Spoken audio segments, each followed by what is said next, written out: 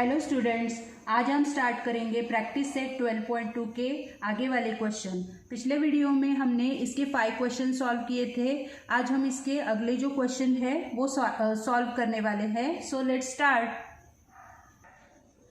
Okay, तो यहाँ देखो क्वेश्चन नंबर 6 क्या दिया है। Some tickets of ₹200 and some of ₹100 of a drama in a theatre were sold. मतलब किसी नाटक के मतलब ड्रामा के जो टिकट्स है 200 रुपीज़ के कुछ टिकट्स है और 100 रुपीज़ के है, वो सेल हो गए हैं, बिक गए हैं। The number of tickets of ₹200 sold was 20 more than the number of tickets of ₹100। तो जो 200 रुपीज़ की जो टिकट्स है वो ज़्यादा सोल्ड हो गए हैं, ज़्यादा बिके हैं किससे, 100 रुपीज़ के टिकट से। और कितने, 20 मोर देन, ओके, 20 से ज़्यादा। फिर the total amount received by the theatre by sale of tickets was ₹37,000। और ये जो टिकट्स सोल्ड हुए हैं उससे वो थिएटर को कितनी अमाउंट मिली है, 37,000। अब क्या बोला है, find the number of ₹100 tickets sold. तो 100 रुपीज़ के कितने टिकट्स सोल्ड हुए हैं ये हमें यहाँ पर निकालना है। ओके, सो यहाँ पे मैंने क्वेश्चन लिख कर रखा है। अब हम इसका सॉल्यूशन निकालेंगे। So let the number of tickets sold be sold off ₹100 PX। मतलब 100 रुपीज़ के जो भी टिकट सोल्ड हुए हैं उसको X मान लिया हमने। अब हमें क्या करना है कि number of tickets sold of ₹200 equals to X plus 20। ये तो 100 रुपीज़ के टिकट्स के लिए X मान लिया। अब 200 रुपीज़ के जो भी टिकट सोल्ड हुए हैं उसको हमें क्या करना है, X plus 20 ऐसे लिखना है। तब और आगे क्या करना है कि total amount received bye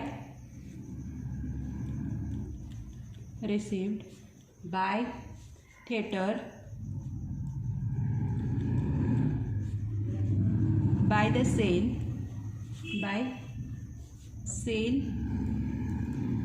of tickets by sale of tickets. मतलब जो थिएटर को जो अमाउंट मिली है वो यहाँ पे हमें लिखना है। तो उसको 100 into X plus 200 into X plus 20 equals to 37,000। इस तरह से हमें लिखना है। मतलब 100 रुपीज़ की X टिकट्स है और 200 के X प्लस 20 और ये इतने अमाउंट वो थिएटर को हमें मतलब वो थिएटर को मिला है। ओके, अब हम इसके एडिशन करेंगे। इसका क्या होगा, ये मल्टीप्लाई होगा 100X plus 200X plus 200 into 20 4,000 equals to 37,000। इस तरह से ये आएगा। अब हमें क्या करना है, ये दो X है, दोनों X है तो इसको ऐड करेंगे। 100X plus 200X 300X plus 4,000 equals to 37,000। इस तरह से करना है, ठीक है। अब क्या करेंगे, ये जो 4,000 है उसको अपोजिट साइड में लेकर जाएंगे। 300X इक्वल्स टू 37,000 माइनस 4,000, ठीक है। अब हमें X की वैल्यू निकालनी है ना, तो अभी क्या करना है, 300X इक्वल्स टू, इसका आंसर क्या होगा, 33,000। आप इसको करके देखिए, ये आएगा आंसर। ओके, अब हमें यहाँ पे X की वैल्यू निकालनी है। तो ये 300 मल्टीप्लाई में है, ऑपोजिट साइड में जाएगा तो ये डिवाइड हो जाएगा। ठीक है, x is equals to 33,000 upon 300। ठीक है, अब हम इसको रिड्यूस करेंगे। ये 0 से 0 कैंसिल होगा और ये 3 1 जा 3, 3 1 जा 3, 3 1 जा 3 और ये 0 यहाँ पे लिखना है। ओके, अब x की वैल्यू क्या आई है यहाँ पर? x की value x equals to 110। Okay, तो यहाँ पे 100 रुपीज़ के कितने मतलब टिकट्स सोल्ड हुए हैं? 110। अब इसको हमें स्टेटमेंट में लिखना पड़ेगा। ओके, तो हम इसको स्टेटमेंट में ऐसे लिखेंगे 110 टिकट्स ऑफ ₹100 वेर सोल्ड। इस तरह से करना है। अब अगला क्वेश्चन देखते हैं। ओके, तो अब क्वेश्चन नंबर 7 क्या है देखो। Of the 3 consecutive natural numbers 5 times the smallest number is 9 more than 4 times greatest number. Find the number। मतलब 3 consecutive natural numbers है। नेचुरल नंबर आपको पता होंगे कि जो 1 से शुरू होते हैं, 1 2 3 4। ओके, तो ये जो नेचुरल नंबर है 5 times the smallest number. Smallest number कैसा है? वो 5 टाइम्स है। और जो ग्रेटेस्ट नंबर है वो कितना है? 4 टाइम्स है।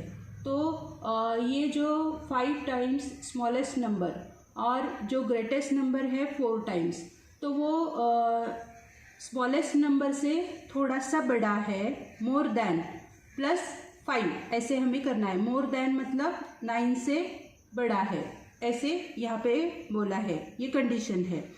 तो वो जो नंबर है यहाँ पे हमें फाइंड आउट करना है। ओके, तो शुरू करते हैं। ओके स्टूडेंट्स, तो यहाँ देखो हमें क्या करना है। Let the 3 consecutive natural number be x, x minus 1 and x plus 1। जो 3 consecutive natural नंबर है उनको हमने x मान लिया, x minus 1 और x plus 1। x minus 1 मतलब स्मॉलेस्ट नंबर है और x plus 1 मतलब ग्रेटेस्ट नंबर है। ओके, तो अकॉर्डिंग टू कंडीशन, अब हमें जो कंडीशन दी है उसके हिसाब से लिखना है यहाँ पर।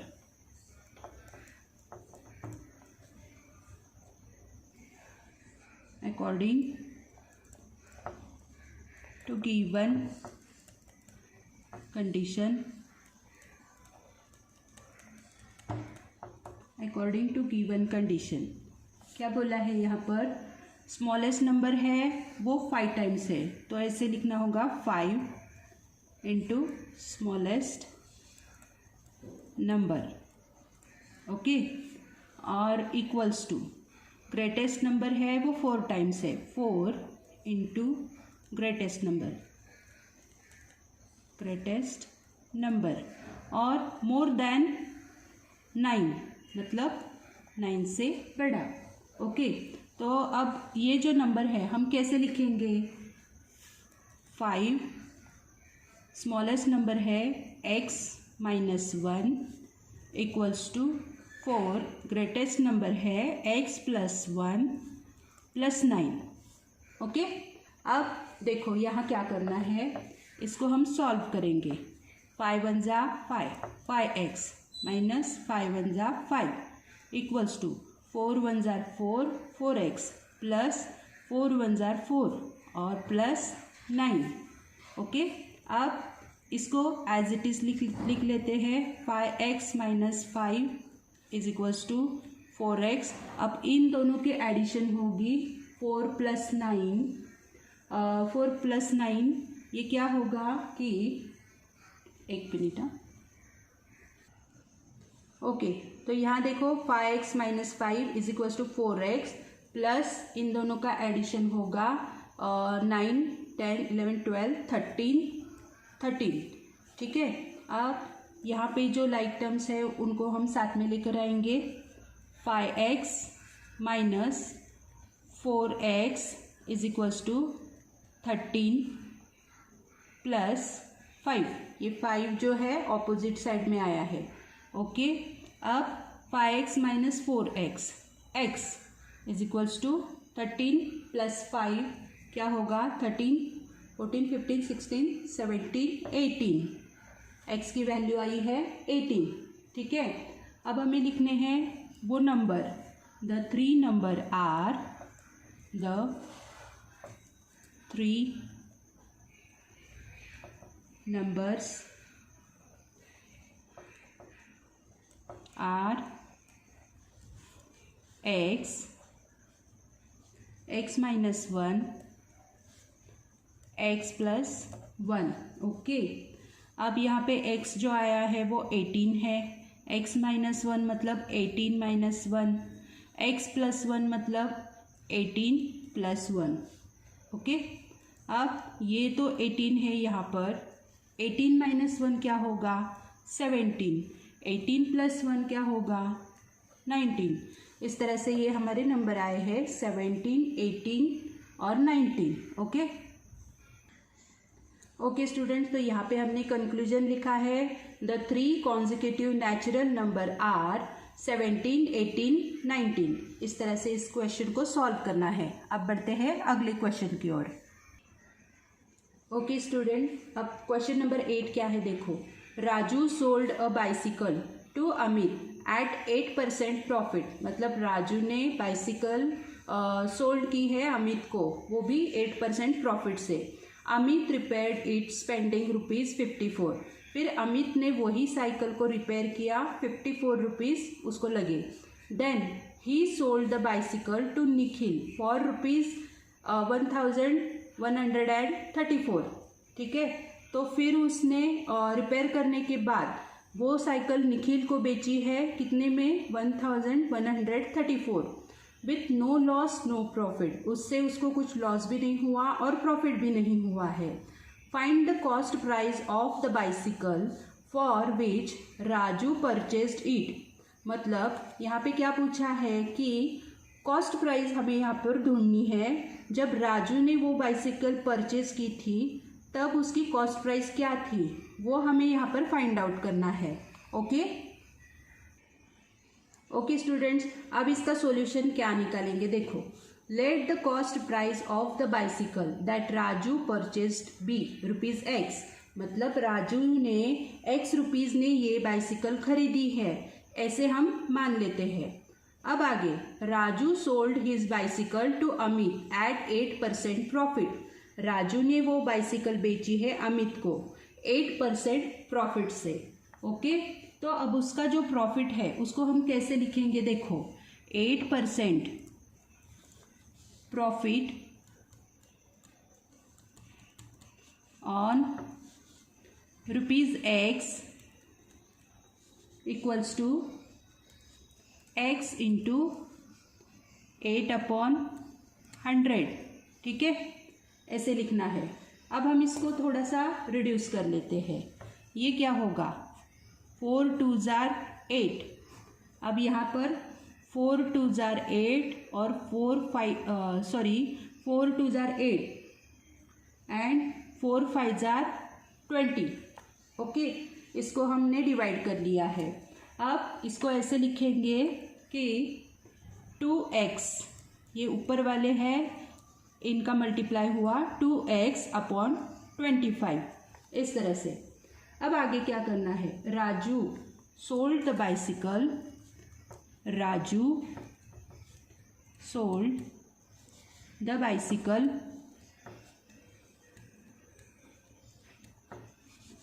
To Amit for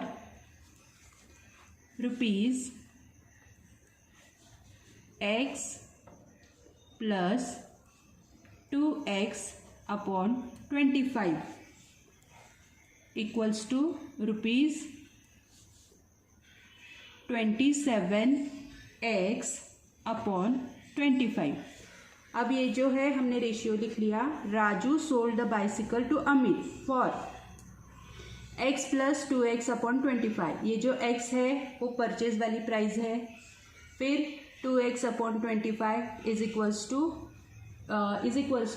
27x/25, 27x/25। मतलब ये जो मिक्स फ्रैक्शन है इसका हमने इम्प्रॉपर फ्रैक्शन करके लिया है। मतलब 25 1s 25 और +2 27, मतलब 27x/25। ठीक है, अब आगे Amit spent ₹54 for repairing।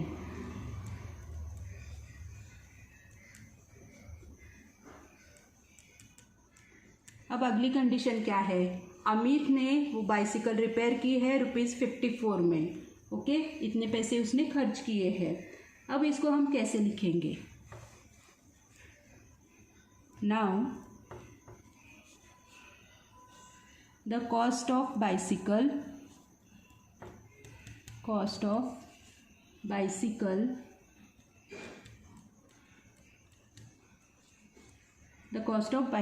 for Amit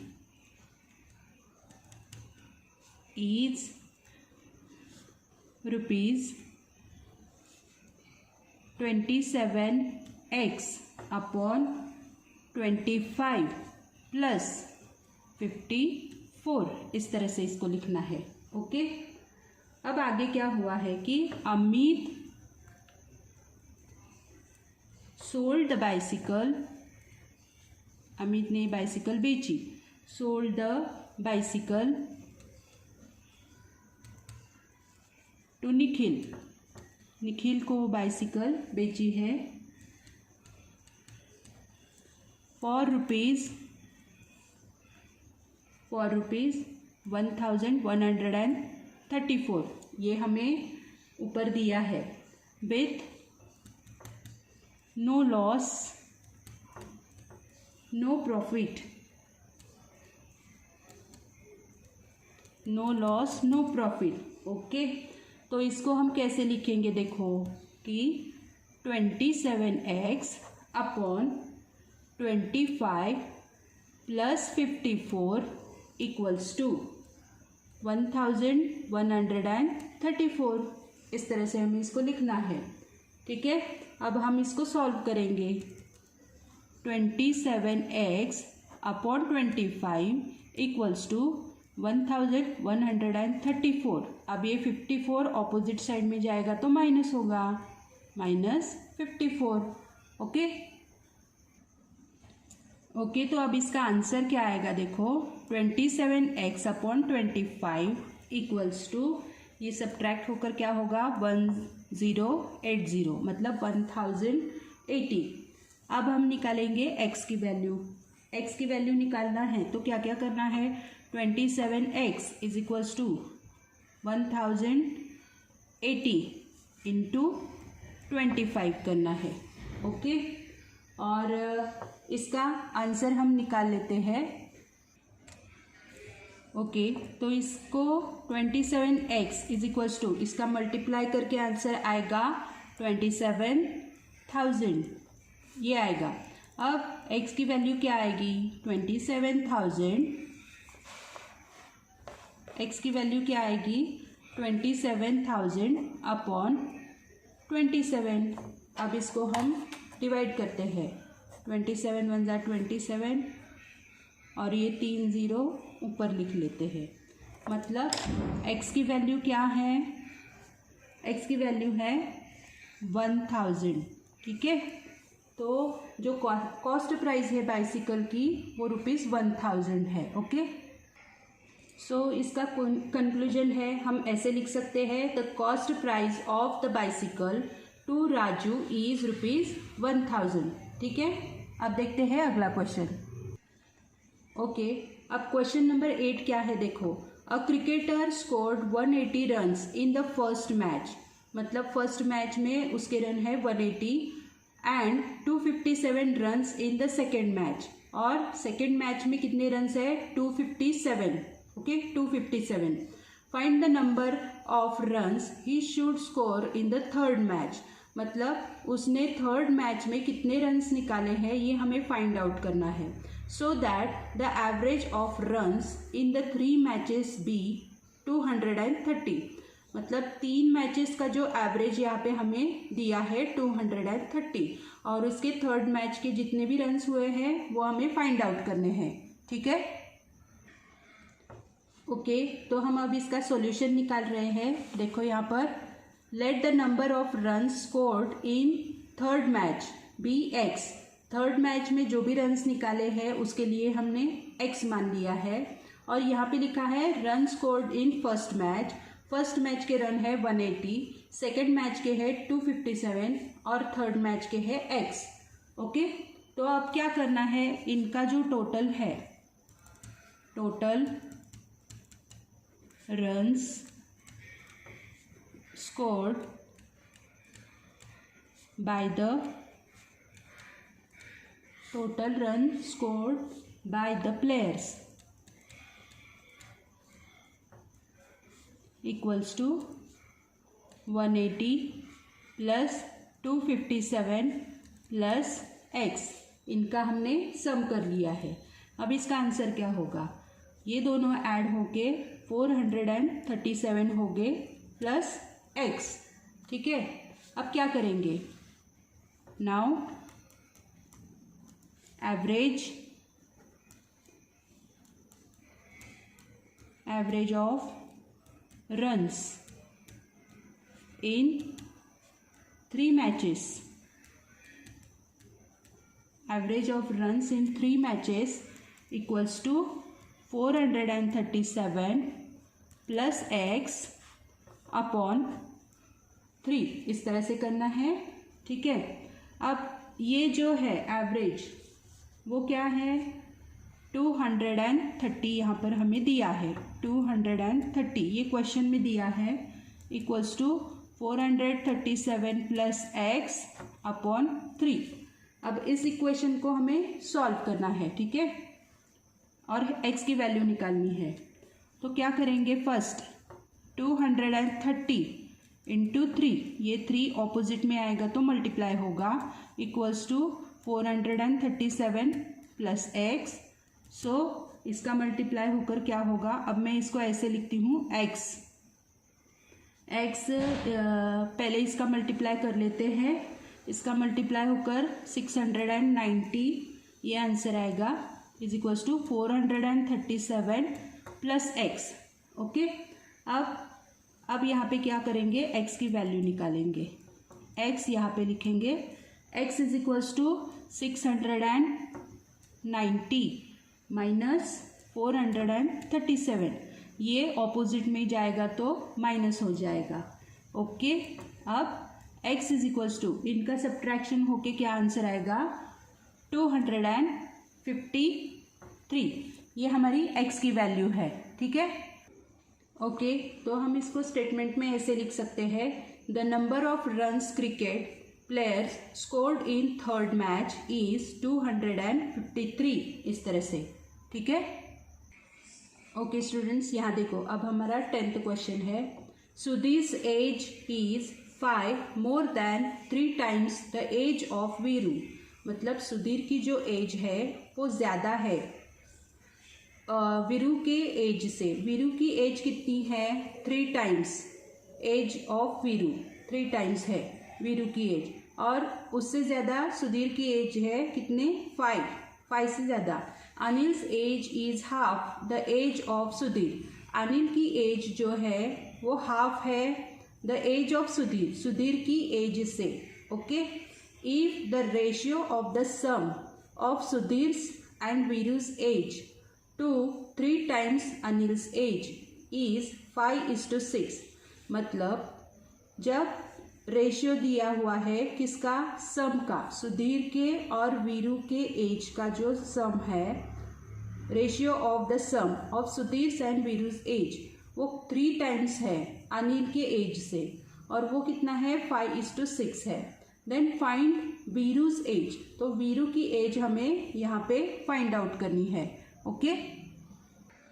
okay students, तो यहाँ देखो हमें क्या करना है, let Viru's present age be x years. Viru की प्रेजेंट एज x ईयर्स मान ली है, और Sudhir's present age is equals to 3x plus 5, 3 times है ना, तो 3x प्लस 5, इस तरह से ये सुधीर की एज है।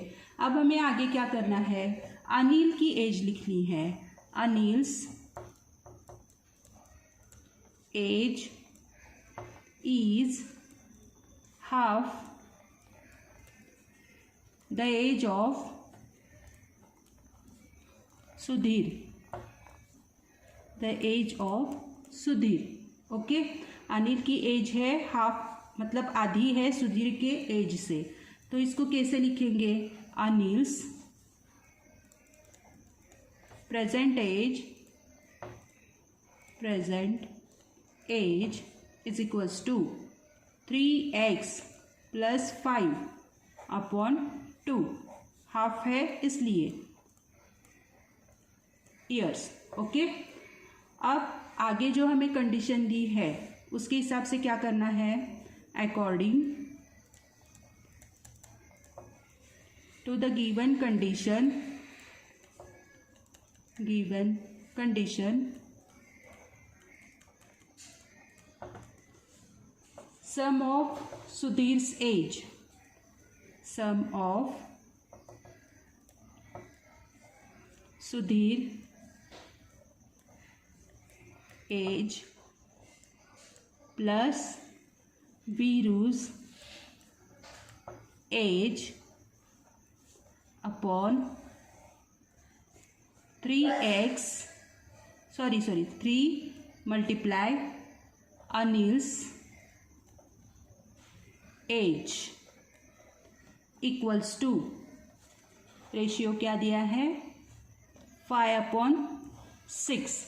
इस तरह से ये हमारा इक्वेशन है. अब हम इसको वैल्यू में लिखेंगे. सो सुधीर की जो एज है वो लिखनी है 3x + 5 प्लस वीरू की age x upon 3 into Anil की एज क्या है? 3x + 5/2 equals to 5/6. ठीक है, ये सुधीर की एज है, ये वीरू और ये अनिल की एज है और ये उसका रेशियो है. ठीक है, अब हम इसको सॉल्व करेंगे. पहले तो देखो हम इसको क्रॉस मल्टीप्लाई में कर लेंगे. ठीक है, अब इसका क्रॉस मल्टीप्लाई करना है तो क्या करना है? 6 into 3x + 5 plus x equals to 5 into 3 into 3x + 5/2. बस यहाँ पे मैंने क्रॉस मल्टीप्लाई किया है. अब इसको सॉल्व करेंगे. पहले तो हम क्या करेंगे, इसका ये जो x है दोनों x की एडिशन कर लेंगे पहले तो इसकी. फिर यहाँ पे आएगा 6, 3 + 1 4x + 5 इज इक्वल्स टू, ये होगा 5 3 15 इंटू 3x + 5/2. ठीक है, आई होप आपको ये समझ में आया होगा. So 6 4 24x plus 6 5 30 equals to 15 3 45x plus 15 5 75/2. ठीक है, अब ये जो 2 है ऑपोजिट साइड में लाने हैं तो मल्टीप्लाई हो जाएंगे. ठीक है, अब इसको ऐसे लिखेंगे 2 into 24x + 30 equals to 45x + 75. अब क्या करना होगा? इसका multiply. 24 2 48x plus 30 2 60 is equals to 45x + 75. अब आगे क्या करेंगे? ये जो लाइक टर्म्स है उसको साथ पे लेकर आएंगे. 48x - 45x is equals to 75 - 60. Okay, अब ये सब्ट्रैक्ट होकर क्या होगा? 48 - 45 3x इक्वल्स टू 75 - 16 15. ठीक है, अब x की वैल्यू निकालते हैं. x is equals to 15/3. ठीक है, अब ये हो गए डिवाइड. यहाँ पर 3 1 जार 3, 3 5 जार 15। ओके, अब यहाँ पे x की वैल्यू क्या है, x इज इक्वल्स टू 5। तो वीरू की प्रेजेंट एज क्या है, उसको हम कंक्लूजन में लिखेंगे। वीरूज प्रेजेंट एज इज 5 years। इस तरह से, ठीक है, वीरू की प्रेजेंट एज है 5 years। ठीक है, अब इस तरह से आज हमने प्रैक्टिस से 12.2 के क्वेश्चन सॉल्व किए हैं। तो मिलते हैं अगले वीडियो में। Thank you.